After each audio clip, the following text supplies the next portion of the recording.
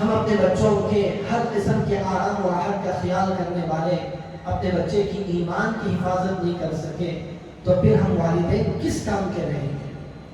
تو اس لیے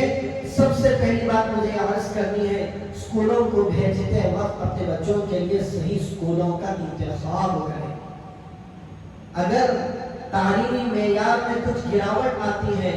تو اللہ نے آپ کے پاس وہ طاقت دی ہے، جائیں مسلم اسکولوں میں جا کر کوشش کریں، ان لوگوں کو آمادہ کریں کہ آپ اپنی تعلیم کا معیار بڑھائیں۔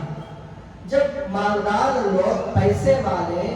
مسلم اسکولوں کا رخ کرنے کے لیے تیار نہیں ہوتے، جب مسلمانوں کی اسکول میں داخل کرنے کا موقع آتا ہے تو 100 لوگوں کے سفارشات وہاں پر لے جاتے ہیں کہ بھئی ہمارے بچے کی فیس کم کرو، اس کی فیس اتنی کرو، اس کی فیس اتنی کرو۔ جب فیس وہاں پر کم نہیں کی جاتی تو لوگوں کے سامنے برائیاں کرتے پھرتے ہیں کہ ہمارے قوم کے لوگ قوم کے بچوں کے واسطے فیس کم نہیں کرتے۔ اب یہاں پر یہ حال ہے، غیروں کی اسکول میں جب داخلہ کروانے کے لیے جاتے ہیں تو ایک نظر بھی ہم سوچنے کے لیے تیار نہیں ہوتے کہ کیا میں اتنی فیس دے بھی سکتا ہوں یا نہیں دے سکتا۔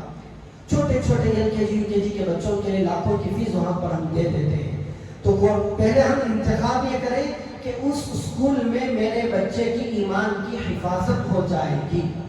اور بچوں کے نصاب کا مطالعہ کریں۔ میرا بچہ فرسٹ اسٹینڈرڈ میں پڑھ رہا ہے تو اس کی جو اسکول سلیبس ہے، اس کی کتابیں ماشاءاللہ سب کچھ پڑھے لکھے والدین ہیں، بیٹھ کر 2-4 دن لگا کر اس بچے کے نصاب کو پڑھیں کہ میرے بچے کو اس پورے سال میں کیا پڑھایا جائے گا، اس کے ذہن میں کیا ڈالا جائے گا۔ اگر